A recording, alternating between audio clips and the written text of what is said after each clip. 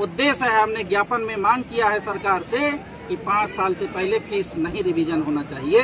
ऐसा अगर होता है तो जनता को लूटने का काम, निजी स्कूल लूटने का काम कर रहे हैं। ऐसा इस पर लगान लगना चाहिए और लगान लगाते हुए सरकार को इस पर अंकुश लगाना चाहिए।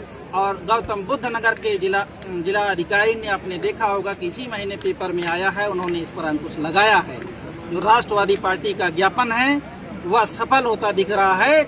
और यदि पूरे 75 जनपदों की आम जनता के आम बच्चों को जो बर्डन लादने का काम किया जा रहा है, यदि ऐसा नहीं हुआ तो 2027 में राष्ट्रवादी पार्टी उन बच्चों के अभिभावकों के साथ होगी, आम जनता के साथ होगी और उनके बीच में जाकर के उनके सुख दुख को जान करके सरकार में पहुंच करके उनकी समस्याओं का निदान हम कराएं। भ्रष्टाचार को लेकर के आप बात कर रहे हैं, कहीं न कहीं पे गठबंधन पे जब से भाजपा की गवर्नमेंट आई है, पहले तो भ्रष्टाचार तो एक चरम उसमें था, नॉर्मल था, पर अब चरम सीमा पर आ गया है। मतलब हर अधिकारी अब टेबल पे डायरेक्ट पैसा ले रहे, जनता की कहीं सुनवाई नहीं हो रही।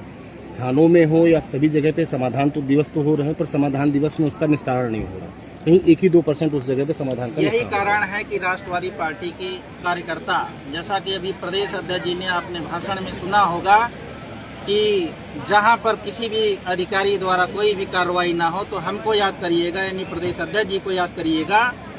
जो भी अधिकारी यदि भ्रष्टाचार और घूसखोरी करने का काम करेगा, संघ शक्ति कलयुग को याद दिलाते हुए उन्होंने अपने संगठन की ताकत से उन्होंने भ्रष्टाचार को खत्म कराने का काम कर रही है राष्ट्रवादी पार्टी और करती रहेगी।